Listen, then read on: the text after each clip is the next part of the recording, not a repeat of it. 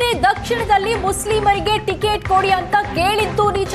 ಸಮರ್ಥ ಶಾಮನೂರಿಗೆ ticket ಕೊಟ್ಟು ಕೆಲಸ ಮಾಡುವಂತೆ ಪಕ್ಷ ಹೇಳ್ತು. ಪಕ್ಷ ಹೇಳಿದಂತೆ ಕೇಳಿದ್ದಕ್ಕೆ ನಮ್ಮನ್ನ ದ್ರೋಹಿಗಳೆಂದು ಕರೆದ್ರು ಅಂತ ರಿಜ್ವಾನ್ ಹೇಳಿದ್ದಾರೆ. ಅಬ್ದುಲ್ ಜಬ್ಬಾರ್ಗೆ ಮಾತ್ರ ಟಿಕೆಟ್ ನೀಡಬೇಕು ಅಂತ ಒತ್ತಡ ಹಾಕಿದ್ರು. ಸುರ್ಜೇವಾಲಾ ಸಭೆಯಲ್ಲಿ ಜಮೀರ್ ಅಹಮದ್ ಸೇರಿ ನಾವೆಲ್ಲ ಒಪ್ಪಿಗೆ ನೀಡಿದ್ವಿ. ಒಳಗಡೆ ಸಭೆಯಲ್ಲಿ ಒಪ್ಪಿ ನಂತರ ಕೆಲವರು ಪಕ್ಷದ ಪರ ಕೆಲಸ ಮಾಡಲಿಲ್ಲ. ನಾವೆಲ್ಲ ಅಲ್ಪಸಂಖ್ಯಾತ ನಾಯಕರು ದಾವಣಗೆರೆಯಲ್ಲಿ ಕೆಲಸ ಮಾಡಿದ್ದೇವೆ. ಪಕ್ಷದ ಪರ ಕೆಲಸ ಮಾಡಿದವರಿಗೆ ದ್ರೋಹಿಗಳೆಂದು ನಿಂದಿಸೋದು ಸರಿಯಲ್ಲ. ಒಳಗೆ ಒಪ್ಪಿ ಹೊರಗೆ ಬೇರೆ ಸಂದೇಶ ಕೊಡಲಾಗಿದೆ ಅಂತ ರಿಜ್ವಾನ್ ಅರ್ಷದ್ ಅಸಮಾಧಾನ ವ್ಯಕ್ತಪಡಿಸಿದ್ದಾರೆ. ಯಾರೋ ಒಬ್ಬರನ್ನ ಮಾತ್ರ ಮುಸ್ಲಿಂ ಸಮುದಾಯದ ನಾಯಕ ಎನ್ನಲಾಗಲ್ಲ. ಒಬ್ಬರು ಮಾತ್ರ ನಾಯಕರು ಅಂತ ಮುಸ್ಲಿಂ ಸಮುದಾಯ ಭಾವಿಸಿಲ್ಲ. ಪಕ್ಷದ ವಿರುದ್ಧ ಕೆಲಸ ಮಾಡಿದವರ ಬಗ್ಗೆ ಹೈಕಮಾಂಡ್ಗೆ ಗೊತ್ತಿದೆ ಅಂತ ರಿಜ್ವಾನ್ ಹೇಳಿದ್ದಾರೆ. ನಾವೆಲ್ಲ ಸೇರಿ ಅಲ್ಪಸಂಖ್ಯಾತರಿಗೆ ಟಿಕೆಟ್ ಕೊಡಬೇಕು ಅಂತ ಕೇಳಿದ್ದು ನಿಜ. ನಮ್ಮ ಒತ್ತಾಯ ಇದ್ದೇ ಇದ್ದಿದ್ದು ನಿಜ. ಪಕ್ಷ ಕೂಡ ಅದಕ್ಕೆ ಕನ್ಸಿಡರ್ ಮಾಡಿದ್ದು ಕೂಡ ನಿಜ. ಆದರೆ ನಾವು ಒಂದು ಒಮ್ಮತದ ಕ್ಯಾಂಡಿಡೇಟ್ ಕೊಡಬೇಕಾಗಿತ್ತು. ಅಲ್ಪಸಂಖ್ಯಾತರ ಲೀಡರ್ಸ್ ನಾವೆಲ್ಲ ಸೇರಿ ನಾವು ಒಂದೇ ಕ್ಯಾಂಡಿಡೇಟ್ನ ಇಟ್ಕೊಂಡ್ವಿ. ಅಬ್ದುಲ್ ಜಬ್ಬಾರ್ ಅವರು ಅಲ್ಲಿಂದ ವಿಧಾನ ಪರಿಷತ್ತಿನ ಸದಸ್ಯರು. ಅವರು ನಾನು ಒಬ್ಬನೇ ಸೂಕ್ತ, ಬೇರೆ ಯಾರೂ ಇಲ್ಲ ಅಂತ ಅವರು ಕೂಡ ಒತ್ತಡ ಹಾಕಿದರು.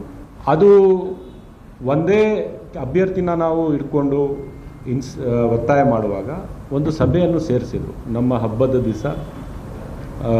ಆ ಸಭೆಯಲ್ಲಿ ಸನ್ಮಾನ್ಯ AICCಯ ಪ್ರಧಾನ ಕಾರ್ಯದರ್ಶಿಗಳು ಸುರ್ಜೇವಾಲಾರವರು ನಾವೆಲ್ಲ ಸೇರಿ ಮಾತನಾಡಿದ್ವಿ. ಎಸ್ ಕೊಡಿ, ನಾವೆಲ್ಲ ಬಂದು ಮಾಡ್ತೀವಿ ಅಂತ ಜಮೀರ್ ಅಹಮದ್ ಅವರ ನೇತೃತ್ವದಲ್ಲಿ ನಾವೆಲ್ಲ ಸೇರಿದ್ದು ಒಪ್ಪಿಗೆ ಕೊಟ್ಟಿದ್ವಿ. ತದನಂತರ ಅವರು ಅಭ್ಯರ್ಥಿಯಾಗಿ ಘೋಷಣೆ ಆಯಿತು. ಆಮೇಲೆ ನಾವು ಹೋಗಿ ಕೆಲಸ ಮಾಡಿದ್ದೀವಿ. ಕೆಲವರಿಗೆ ನೀವು ಸಮುದಾಯದ ದ್ರೋಹಿಗಳು ಅಂತ ಸಾಮಾಜಿಕ ಜಾಲತಾಣಗಳಲ್ಲಿ ಬಿಂಬಿಸೋದು ಸರಿ. ಇನ್ನು ಬಗ್ಗೆ ಹೆಚ್ಚಿನ ಡೀಟೇಲ್ಸ್ ಕೊಡ್ತಾರೆ ನಮ್ಮ ಪ್ರತಿನಿಧಿ ವಿದ್ಯಾ. ಎಲೆಕ್ಷನ್ ಆದ್ಮೇಲೆ ಜಮೀರ್ ಅಹಮದ್ ವಿರುದ್ಧ ಆರೋಪ ಮಾಡಲಾಗ್ತಾ ಇದೆ. ಈ ಮುಸ್ಲಿಂ ನಾಯಕರ ಹೇಳಿಕೆ ನೋಡ್ತಾ ಇದ್ರೆ ಕಾಂಗ್ರೆಸ್ ಅಲ್ಪಸಂಖ್ಯಾತ ಬಣದಲ್ಲಿ ಮನೆ ಒಂದು ಎರಡು ಬಾಗಿಲು ಆಯ್ತಾ ಅಂತ ಅನಿಸ್ತಾ ಇದೆ. ವಿನುತಾ, ಇದೆಲ್ಲವನ್ನ ನೋಡ್ತಾ ಇದ್ರೆ ದಾವಣಗೆರೆ ವಿಚಾರವಾಗಿ ಕ್ರೆಡಿಟ್ ವಾರ್ ಶುರುವಾಗಿದೆ ಅನ್ನುವಂಥದ್ದು ಸ್ಪಷ್ಟವಾಗಿ ಗೊತ್ತಾಗ್ತಾ ಇರುವಂಥದ್ದು. ಯಾಕಂದ್ರೆ ಈ ಹಿಂದೆ ಕೂಡ ದಾವಣಗೆರೆ ಏನು ಬೈ ಎಲೆಕ್ಷನ್ ಇದೆ, ಬೈ ಎಲೆಕ್ಷನ್ ವಿಚಾರವಾಗಿ ಟಿಕೆಟ್ ಘೋಷಣೆ ಮಾಡಬೇಕಾದಂತಹ ಸಂದರ್ಭದಲ್ಲೂ ಕೂಡ SS ಮಲ್ಲಿಕಾರ್ಜುನ್ ಮತ್ತೆ ಜಮೀರ್ ಅಹಮದ್ ಅವರ ನಡುವೆ ವಾಗ್ಯುದ್ಧ ನಡೆದಿತ್ತು. ಆ ಸಂದರ್ಭದಲ್ಲಿ ಜಮೀರ್ ಅಹಮದ್ ಅವರು ಹೇಳಿದ್ರು, ನಾನು ಮುಸ್ಲಿಂ ಮುಖಂಡ ಅನ್ನುವಂತಹ ಕಾರಣಕ್ಕಾಗಿ ಅವರು ಬಂದು ನನ್ನ ಬಳಿ ಅಲ್ಪಸಂಖ್ಯಾತರು ಟಿಕೆಟ್ ಕೊಡಿಸಿ ಅನ್ನುವಂಥದ್ದನ್ನ ಕೇಳ್ತಾರೆ ಅಂತ ಹೇಳಿ ನೇರವಾಗಿ ಮಾಧ್ಯಮಗಳ ಮುಂದೆ ಜಮೀರ್ ಅಹಮದ್ ಖಾನ್ ಹೇಳಿದ್ರು. ಅದಾದ ಬಳಿಕ ಬೈ ಎಲೆಕ್ಷನ್ ಟಿಕೆಟ್ ಅನೌನ್ಸ್ ಆಯಿತು. ಸಮರ್ಥ ಮಲ್ಲಿಕಾರ್ಜುನ್ ಕ್ಯಾಂಡಿಡೇಟ್ ಅಂತ ಘೋಷಣೆ ಆಯಿತು. ಅದಾದ ಬಳಿಕವೂ ಕೂಡ ಜಮೀರ್ ಅಹಮದ್ ಖಾನ್ ಮೌನವನ್ನ ಮುರಿದಿರಲಿಲ್ಲ. ಅದರ ಜೊತೆಗೆ ದಾವಣಗೆರೆ ವಿಧಾನಸಭಾ ಕ್ಷೇತ್ರ ಏನಿದೆ ಅಲ್ಲಿ ಅವರು ಪ್ರಚಾರಕ್ಕೆ ಹೋಗಿರಲಿಲ್ಲ. ಇದೆಲ್ಲವನ್ನ ನೋಡ್ತಾ ಇದ್ರೆ ಜಮೀರ್ ಅಹಮದ್ ಖಾನ್ ಅವರು ಒಳಭಾಗದಲ್ಲಿ ಅಂದ್ರೆ ಮೀಟಿಂಗ್ ನಡೆದಂತಹ ಸಂದರ್ಭದಲ್ಲಿ ಅವರು ಒಪ್ಪಿಗೆಯನ್ನ ಸೂಚಿಸಿದ್ರು. ಅದಾದ ಬಳಿಕ ಅವರು ಕ್ಯಾಂಪೇನ್ಗೆ ಹೋಗದೆ ಇರುವಂತದ್ದು ಮುಸ್ಲಿಂ ನಾಯಕರಲ್ಲಿ ಒಂದಷ್ಟು ಇರಿಸು ಮುರುಸು ಆಗಿರುತ್ತೆ. ಈ ಕಾರಣಕ್ಕಾಗಿ ಇವತ್ತು ಪ್ರೆಸ್ ಮೀಟ್ ಅನ್ನ ಮಾಡಿದಂತಹದ್ದು. ಒಂದು ಕಡೆ ಒಂದು ದಿನ ಬಂದು ಪ್ರಚಾರವನ್ನ ಮಾಡಿ ಹೋದಂತಹ ಜಮೀರ್ ಅಹಮದ್ ಅವರು ತಾನು ಬಂದಿದ್ದಕ್ಕೆ ಕ್ಷೇತ್ರವಾಗಿ ಗೆದ್ದಿದೆ ಅನ್ನುವಂಥದ್ದನ್ನ ಅವರು ಹೇಳ್ಕೊಳ್ಬಾರ್ದು ಅನ್ನುವಂತಹ ಕಾರಣಕ್ಕೂ ಕೂಡ ಈ ಪ್ರೆಸ್ ಮೀಟ್ ನಡೆದಿದೆ. ಅದರ ಜೊತೆಗೆ ಯಾರು ಕಾಂಗ್ರೆಸ್ ಪರವಾಗಿ ಕೆಲಸವನ್ನ ಮಾಡಿದ್ರು ಅಂತವರನ್ನ ಗುರಿಯಾಗಿಟ್ಕೊಂಡು ಮುಸ್ಲಿಂ ವಿರೋಧಿಗಳಿರುವರು, ಅಲ್ಪಸಂಖ್ಯಾತ ವಿರೋಧಿಗಳಿವರು ಅನ್ನುವಂಥದ್ದು ಕೂಡ ಸಾಮಾಜಿಕ ಜಾಲತಾಣದಲ್ಲಿ ಸಾಕಷ್ಟು ಚರ್ಚೆ ಆಗ್ತಾ ಇದೆ. ಈ ಕಾರಣಕ್ಕಾಗಿ ತಮ್ಮ ಸಮುದಾಯದ ನಾಯಕರುಗಳನ್ನ, ತಮ್ಮ ಸಮುದಾಯದ ಜನರನ್ನ ವಿರೋಧ ಕಟ್ಕೊಳ್ತಾ ಇದೀವಿ ಅನ್ನುವಂಥದ್ದನ್ನ ಕೂಡ ಅರಿತು ಇವತ್ತು ಪ್ರೆಸ್ ಮೀಟ್ ಅನ್ನ ಮಾಡಿದ್ದಾರೆ.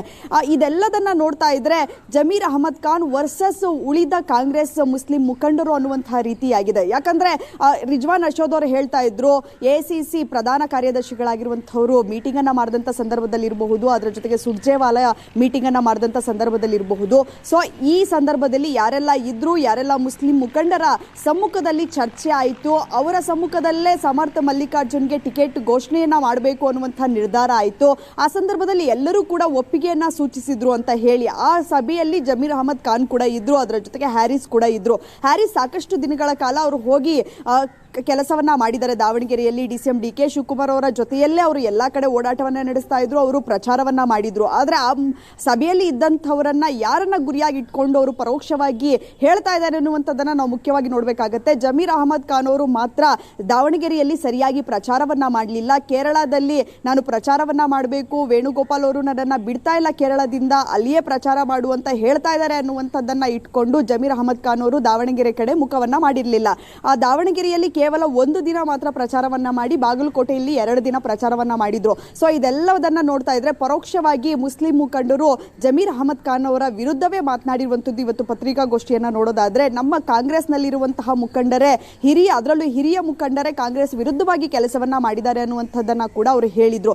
ಸೊ ಇದೆಲ್ಲವೂ ಕೂಡ ಜಮೀರ್ ಅಹಮದ್ ಖಾನ್ ಅವರನ್ನ ಗುರಿಯಾಗಿಸಿಕೊಂಡು ಪರೋಕ್ಷವಾಗಿ ಜಮೀರ್ ಅಹಮದ್ ಖಾನ್ಗೆ ಮುಸ್ಲಿಂ ಮುಖಂಡರು ಟಾಂಗನ್ನ ಕೊಟ್ಟಿದ್ದಾರೆ. ವಿನುತಾ, ವಿದ್ಯಾ, ಈಗ ಮುಸ್ಲಿಂ ನಾಯಕರು ಆರೋಪ ಮಾಡ್ತಾ ಇದ್ದಾರೆ, ಇದು ಆರೋಪಕ್ಕಷ್ಟೇ ಸೀಮಿತ ಆಗುತ್ತಾ ಇಲ್ಲ ಕ್ರಮಕ್ಕೆ ಆಗ್ರಹಿಸ್ತಾರಾ? ಜೊತೆಗೆ ಈ ಹೇಳಿಕೆಗಳನ್ನ ನೋಡ್ತಾ ಇದ್ರೆ ಮುಸ್ಲಿಂ ನಾಯಕತ್ವಕ್ಕೆ ಹಿಡನ್ ಪ್ಲಾನ್ಸ್ ಏನಾದ್ರೂ ನಡೀತಾ ಇದೆಯಾ, ಪೈಪೋಟಿ ಏನಾದ್ರೂ ನಡೀತಾ ಇದೆಯಾ?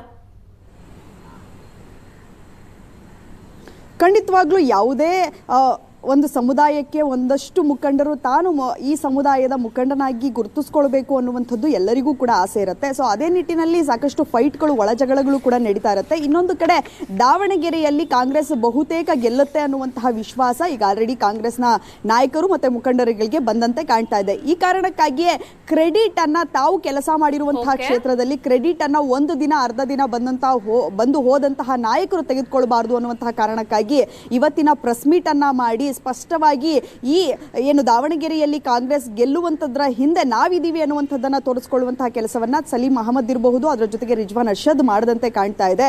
ಸೊ ಒಟ್ಟಾರೆ ಚಿತ್ರಣವನ್ನ ನೋಡ್ತಾ ಇದ್ರೆ ಬೈ ಎಲೆಕ್ಷನ್ ನ ರಿಸಲ್ಟ್ ಬಂದ ನಂತರ ಕಾಂಗ್ರೆಸ್ನಲ್ಲಿ ಕೆಲವೊಂದು ಬದಲಾವಣೆ ಆಗುವಂತಹ ಸಾಧ್ಯತೆ ಇರುವಂತದ್ದು. ಒಂದು ಕಡೆ ನಾಯಕತ್ವ ಬದಲಾವಣೆಯ ಚರ್ಚೆ ಕೂಡ ನಡೀತಾ ಇದೆ, ಇನ್ನೊಂದು ಕಡೆ ಸಚಿವ ಸಂಪುಟ ಪುನರ್ರಚನೆ ಆಗಬೇಕು ಅನ್ನುವಂತಹ ಕೂಗು ಕೂಡ ಇದೆ. ಸೊ ಈ ಎರಡರ ನಡುವೆ ಈ ರೀತಿಯಾದಂತಹ ಪ್ರೆಸ್ ಮೀಟ್ ಅನ್ನ ಮಾಡುವಂತದ್ದು, ಪರೋಕ್ಷವಾಗಿ ಹೇಳಿಕೆಗಳನ್ನ ಕೊಡುವಂತದ್ದನ್ನ ನೋಡ್ತಾ ಇದ್ರೆ ಮುಂದಿನ ಬೆಳವಣಿಗೆಗಳಿಗೆ ಇದು ದಾರಿ ಮಾಡಿಕೊಳ್ತಾ ಇದೆ ಅನ್ನುವಂಥದ್ದು ಸ್ಪಷ್ಟವಾಗಿ ಗೊತ್ತಾಗ್ತಾ ಇದೆ. ವಿನುತಾ, ಥ್ಯಾಂಕ್ ಯು ವಿದ್ಯಾ ನಿಮ್ಮೆಲ್ಲ ಡೀಟೇಲ್ಸ್ಗೆ.